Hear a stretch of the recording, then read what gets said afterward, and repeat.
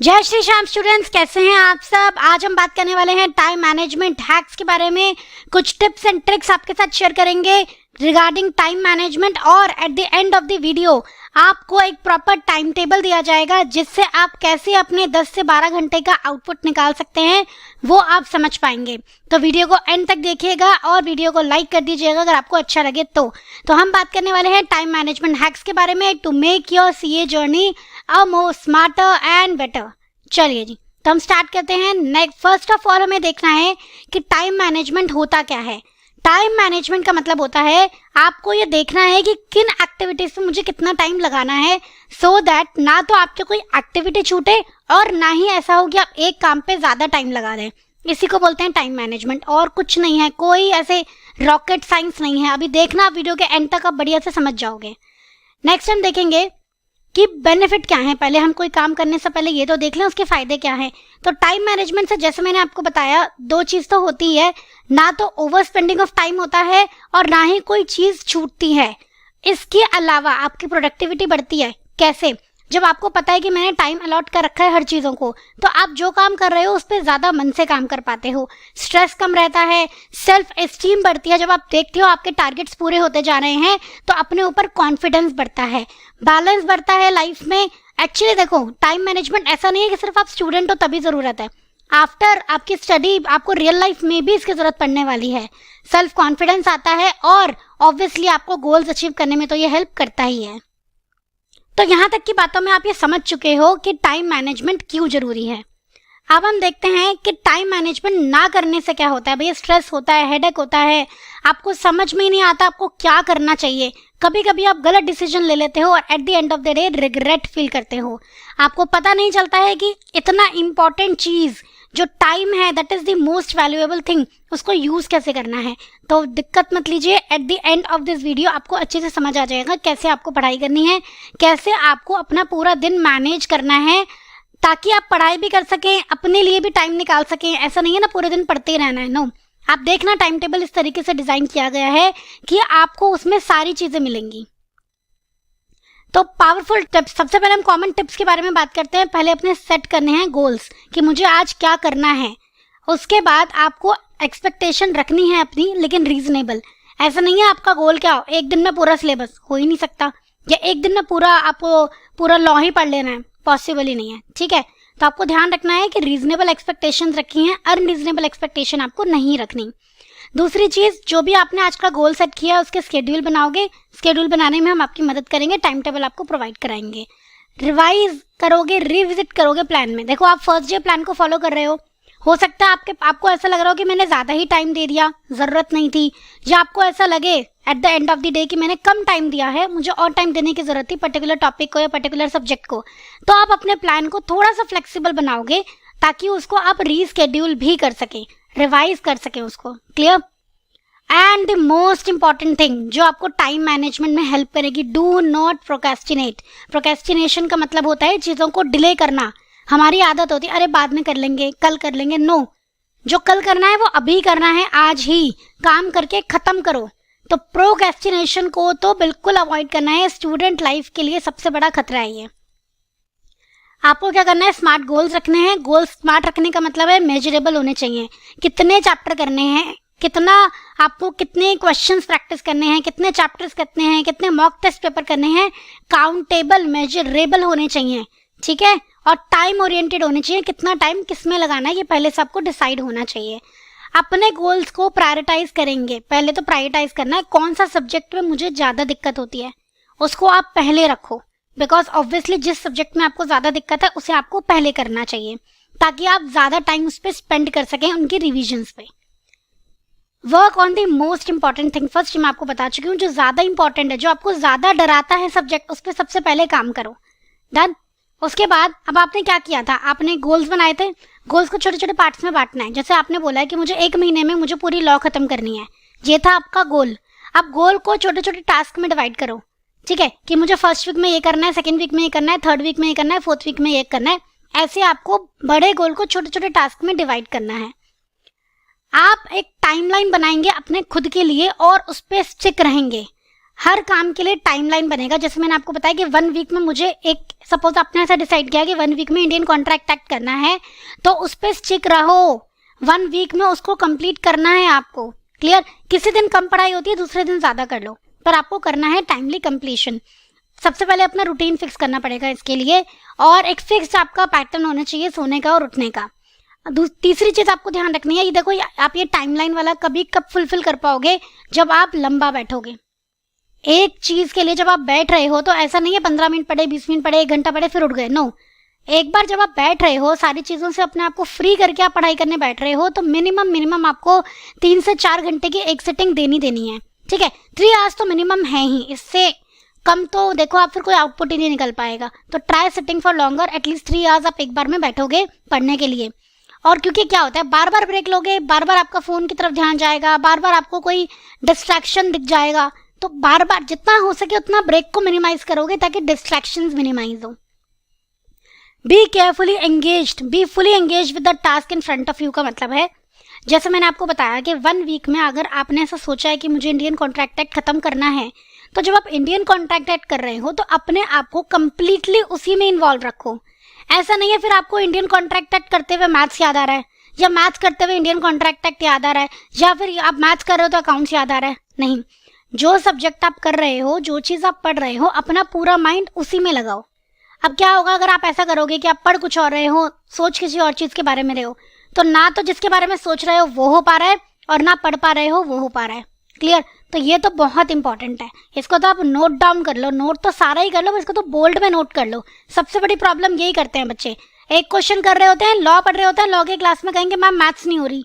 अरे बेटा अभी लॉ पढ़ रहे हो तो अभी लॉ ही पढ़ो ना, या जब मैथ्स पढ़ोगे तो मैथ्स ही पढ़ो, फिर लॉ के बारे में मत सोचो। राइट? उसके बाद मैं आपको बताना चाहती हूँ अपने टाइम को ऑर्गेनाइज कैसे करना है। 24 घंटे आपके पास, तो गोल्स रियलिस्टिक होने चाहिए। 24 घंटों में से 20 घंटे पढ़ूंगा, ये कोई रियलिस्टिक नहीं है बात। Study at the same time each day, habit बनाओ, तभी कहते हैं रूटीन बनाओ। ठीक है, एक पर्टिकुलर टाइम पे ही आपको रोज पढ़ने के लिए बैठना है, सो दैट आपके माइंड को सिग्नल मिल जाए जैसे ही वो टाइम आए कि आपको पढ़ना है, और वो जो हार्मोन्स रिलीज होने वाले हैं, जो आपके केमिकल रिएक्शन माइंड में होने वाला है, वो सब हो जाए उस टाइम पे। आपको क्या करना है, पूरा टाइम कितना अवेलेबल है मेरे पास वो देखोगे, उनको छोटे छोटे पार्ट्स में डिवाइड कर लोगे। पार्ट्स में ऐसे डिवाइड करोगे कि बीच बीच में आपको थोड़ा सा ब्रेक का भी टाइम मिल जाए, बीच बीच में अपने काम के लिए भी समय मिल जाए। इसके लिए हमारा टाइम टेबल आपको हेल्प करेगा, अभी बताते हैं। जब आप स्टार्टिंग में प्रिपरेशन कर रहे हो तो आप पहले एक बार में 2 ही सब्जेक्ट उठाओगे। Start initially with 2 subjects in a month, और ग्रेजुअली आप 3rd और 4th को भी अपने साथ ऐड करते जाओगे। एंड ट्राई, जब भी आप प्लानिंग कर रहे हो तो आप ट्राई करो कि एक थ्योरी सब्जेक्ट लो और एक प्रैक्टिकल सब्जेक्ट लो। दोनों थ्योरी या दोनों प्रैक्टिकल लोगे ना, तो अगर बहुत थ्योरी हो गई तो भी बोर हो जाओगे, बहुत प्रैक्टिकल हो गया तो भी लिखते लिखते थक जाओगे। ठीक है, लिखना उसमें भी है, बट कैलकुलेशन, अब माइंड एक टाइम लिमिट तक काम करेगा ना। अब दिन के 12 घंटे वो कैलकुलेट तो नहीं कर सकता, इसलिए हम कहते हैं थ्योरी लो, प्रैक्टिकल लो, ताकि माइंड को भी चेंज मिल जाए। एक बार आप पढ़ने वाला काम कर रहे हो, एक बार आप थ्योरेटिकल पोर्शन देख रहे हो, फिर माइंड स्विच होकर प्रैक्टिकल पोर्शन पे आ जाए। उसके बाद आपको क्या करना है, कुछ आपको मैं बेसिक पॉइंट्स बता रही हूँ जो आपको रिविजन्स के टाइम याद रखने हैं। पहली बात तो आप कोशिश करेंगे, मतलब कोशिश क्या, you have to make sure कि आपके एग्जाम से 2 महीने पहले, एटलीस्ट 2 महीने पहले आपका सिलेबस कंप्लीट हो जाए, ताकि आप फ्रूटफुली 2 महीने की रिवीजन कर सकें। ये फाउंडेशन के बच्चों के लिए है, इंटरमीडिएट के लिए और फाइनल के बच्चों के लिए तो ये टाइम 3 और 4 मंथ्स का हो जाता है। और वाइल रिवाइजिंग आप उन टॉपिक्स को या उन पॉइंट्स को ज्यादा ध्यान देंगे जिनमें आपको पहले प्रॉब्लम होती थी। अब ये वाली चीज आप तभी कर पाओगे जब आप पहले से रिवीजन कर रहे होगे। तो ऐसा नहीं है सारा सिलेबस होने के बाद ही रिवीजन करनी है, आपको डेली भी पढ़ते पढ़ते रिवीजन करनी है।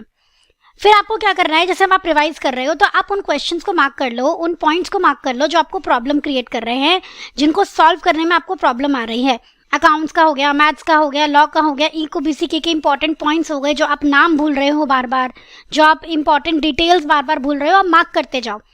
ये अगर आप करोगे ना तो आपको जो 1.5 डे मिलता है ना एग्जाम में, वो उसके लिए आप तैयारी कर रहे हो एक तरीके से, क्योंकि उस टाइम आपको पता होना चाहिए आपके वीक पॉइंट्स क्या हैं, तभी आप उन पे वर्कआउट कर पाओगे। अगर आज आप अपने वीक पॉइंट्स नहीं पता लगाओगे तो एग्जाम टाइम में सारा ही पढ़ने में सबको इक्वल इंपॉर्टेंस दे दोगे, जो आपको आता है उसको भी और जो नहीं आता है उसको भी। समझ रहे हो आप? तो आपको आज प्लानिंग करके चलनी है, आज ही प्रिपरेशन करके चलनी है फॉर दोज 1.5 डेज। तो उसके लिए आप क्या करोगे, ये बहुत इंपॉर्टेंट चीज है, इसको आप लिख लो कि जब भी आप कोई चीज़ कर रहे हो, कोई टॉपिक कर रहे हो, तो उनमें जो जो क्वेश्चंस आपको प्रॉब्लम क्रिएट कर रहे हैं या जो जो पॉइंटर्स आपको प्रॉब्लम क्रिएट कर रहे हैं, आपको उन्हें मार्क करना है। एक और चीज़ बहुत इंपॉर्टेंट है, अभी तक हम प्लान कर रहे हैं, at the end of the day आप देखो कि आपकी परफॉर्मेंस कैसी रही है, ठीक है ना। You have to review your performance. Controlling function पढ़ा है ना बिजनेस स्टडीज में, तो अब कंट्रोलिंग भी तो करो। प्लान कर लिया, ऑर्गेनाइज कर लिया, सब कुछ कर लिया, आपने वर्क भी कर लिया उसके ऊपर। अब at the end of the day आपको कंट्रोल करना है, आपको देखना है कि आपने कितना अच्छा परफॉर्म किया है।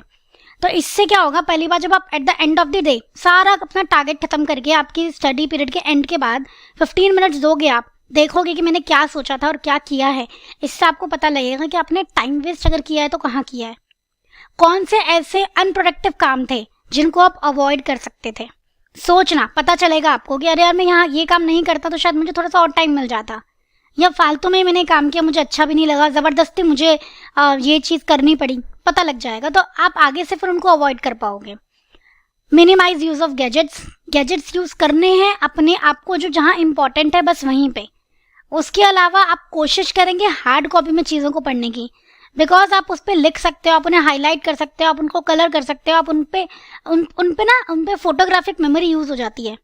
जब आप पेपर से पढ़ते हो तो आपके ना माइंड में एक इमेज क्रिएट हो जाती है, वो आपको फिर एग्जाम में, क्योंकि एग्जाम में पेपर पे ही लिखना है, तो आप देखना, आपको ना आपके पेपर में जब आप शीट में देखोगे ना, आपको ना आपके विजुअल्स आएंगे।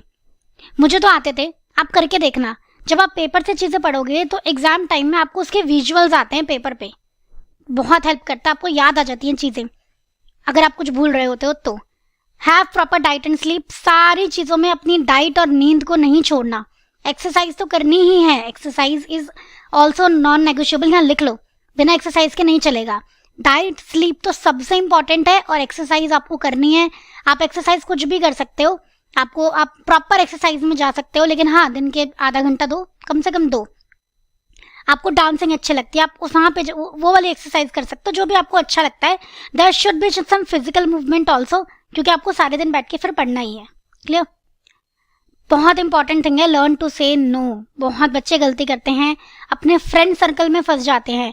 तो जब तक आपका टारगेट कंप्लीट ना हो जाए दिन का, आपको जो अननेसेसरी चीजें हैं उनको नो बोलना सीखना है। क्लियर? मेक श्योर कि आप अपने आप को रिवॉर्ड करोगे। जब आपका टारगेट पूरा हो जाए आप अपने आप को रिवॉर्ड दो, फ्रेंड्स के साथ आउटिंग पे जाओ, आपको जो अच्छा लगता है वो करो। पर जब तक आपका टारगेट नहीं पूरा होता है तो आप अननेसेसरी डिस्ट्रैक्शंस को नो बोलना सीखोगे। टाइम मैनेजमेंट के लिए बहुत इंपॉर्टेंट है, क्योंकि इन चीज़ों में सबसे ज़्यादा टाइम वेस्ट होता है। Deciding to be productive is a result of commitment. भैया commitment is very important. Consistent, कुछ भी हो जाए मुझे ये करना ही है। देखो मन तो आपका बहुत कुछ करने के लिए कहेगा, मन तो कहेगा मैं पार्टी भी कर लूँ, मन तो कहेगा फंक्शन आ रहा है वो भी अटेंड कर लूँ, ठीक है, लेकिन आपको कंसिस्टेंट रहना है। थोड़े टाइम की बात है, थोड़े टाइम की बात है। Just control your emotions, control your these kind of desires कि मुझे घूमने जाना है या मुझे करो, सब कुछ करो, टाइम लिमिट में करो। बहुत ज़्यादा करने का, अब एक बार पता क्या होता है, अगर आप इन चीज़ों में चले जाते हो ना फिर वापस आना मुश्किल हो जाता है।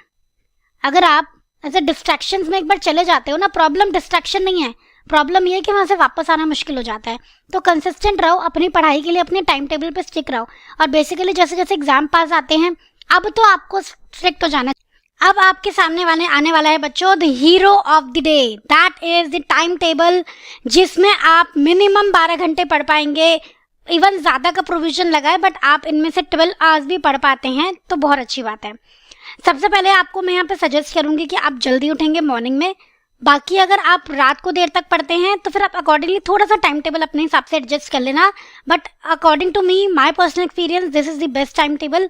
सुबह 5 बजे आप उठेंगे, क्लियर, 5 o'clock उठ के देखो आपको कितना अच्छा लगता है। 5 to 5:30 फ्रेश हो जाओगे, एक्सरसाइज करोगे। 5:30 to 8:30 आप एक स्लॉट लोगे पढ़ाई के लिए। First slot of the day, जब आपका माइंड बिल्कुल फ्रेश होगा, इस टाइम आपको पढ़ना है वो वाला सब्जेक्ट जो आपको बहुत बोरिंग लगता है, जो आपको बहुत टफ लगता है, जो आपका सबसे ज़्यादा टाइम लेता है एंड सबसे ज़्यादा एनर्जी लेता है, क्योंकि इस time you are in the best form. सुबह सुबह उठे हो बिल्कुल सो के, तो ये बेस्ट टाइम है आपका कोई भी ऐसा काम करने के लिए। तो स्लॉट नंबर 1 यहाँ पे आप पढ़ोगे, 3 घंटे का स्लॉट आपको लगाना है। 8:30 तक कोई डिस्ट्रैक्शन आपके सामने नहीं होनी चाहिए। 8:30 आप उठोगे, 9 o'clock तक ब्रेकफास्ट कर लोगे, थोड़ा इधर उधर टहलोगे, पेरेंट्स से बात करोगे, फिर दोबारा 9 बजे बैठ जाओगे। 9 to 12:30 स्टडी का जो स्लॉट नंबर 2 है आपका, 3.5 hours का है ये। आराम से बैठो। उसके बाद आपको लंबा ब्रेक मिलने वाला है 9 to 12:30। अब वो वाली चीज़ें करो जो भी आपका नेक्स्ट सब्जेक्ट है वो करेंगे। फिर आप आ जाएंगे 12:30 हो गया, अभी लंच टाइम भी होने वाला है। थोड़ा सा ये वाला टाइम वो होता है जहाँ पे आप लो फील करते हो। 12:30 to 1:30 आप लंच करो, लंच भी करेंगे और इस टाइम में आप थोड़ा सा रिलैक्स कर लेंगे।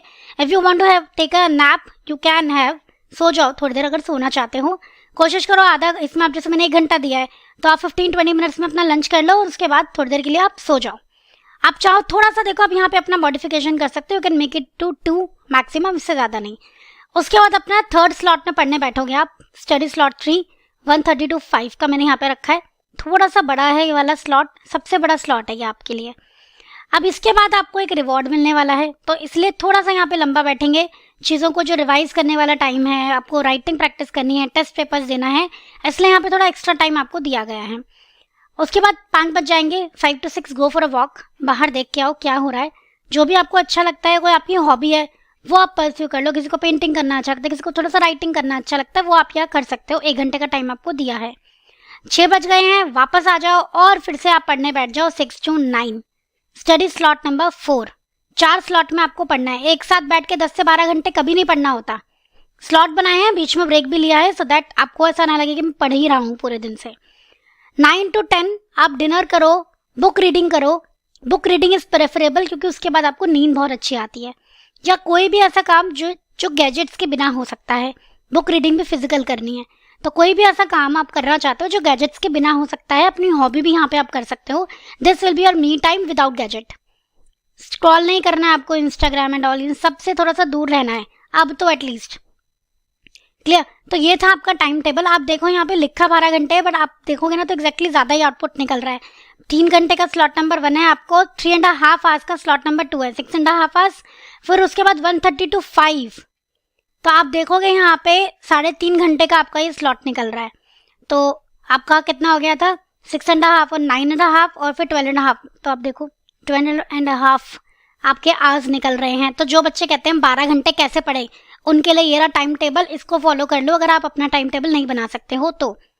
9 बजे के बाद कोई गैजेट्स नहीं होंगे और 10:30 तक आप सो जाओगे, तभी आप सुबह 5 बजे उठ पाओगे। ठीक है, एक दिन आपने 10:30 को 12 बजा दिया, अगले दिन 5 बजे नहीं उठ पाओगे, सारा टाइम टेबल गड़बड़ हो जाएगा। तो बी कंसिस्टेंट विद इट, आप अच्छे से पढ़ पाओगे, कोई दिक्कत नहीं है, टाइम टेबल बस फॉलो करो। अब देखो ऐसा नहीं है कि अब हम तो लाइफ जी रहे हैं ना, तो कभी कभी होता है थोड़ा ऊपर नीचे, तो थोड़ा ऊपर नीचे कर लो आप अपने टाइम टेबल में एडजस्ट, कभी कभी वंस इन अ वाइल। 15 दिन में एक दिन अगर कभी होता है कि कुछ इमरजेंसी आ गई है तो आप इसको चेंज करो, अदरवाइज ट्राई टू स्टिक। हो जाता है, एक बार आप अपने मन में सोच लेंगे ना तो यू कैन, ऐसा कोई दिक्कत वाली बात नहीं है। क्लियर? तो ये था हमारा the main point. Time table भी हमने आपको प्रोवाइड करा दिया, टिप्स भी प्रोवाइड करा दी जिससे आप ये टाइम टेबल इजीली फॉलो कर सकें। क्लियर? जो थैंक यू सो मच बच्चों, आई होप आपको भी वीडियो यूजफुल लगी होगी। बहुत सारी चीज़ें हमने शेयर की हैं, इनमें बहुत सारी चीज़ें ऐसी हैं जो हमने पर्सनल एक्सपीरियंसेस से शेयर करी हैं, बहुत सारी चीज़ें ऐसी हैं जो इतने एनालिसिस के बाद हमारे सामने आई हैं, वो हमने आपसे शेयर करी है। तो बच्चों आपको वीडियो अगर अच्छी लगी है तो वीडियो को लाइक करेंगे, अपने फ्रेंड्स के साथ शेयर करेंगे और हम ऐसे ही बहुत यूजफुल कंटेंट आपके लिए लेके आते रहेंगे। तो वीडियो को ज़्यादा से ज़्यादा लोगों तक पहुंचाएंगे, चैनल को सब्सक्राइब करेंगे and all the very best for your preparations and your exams. Thank you so much बच्चों, जय श्री श्याम।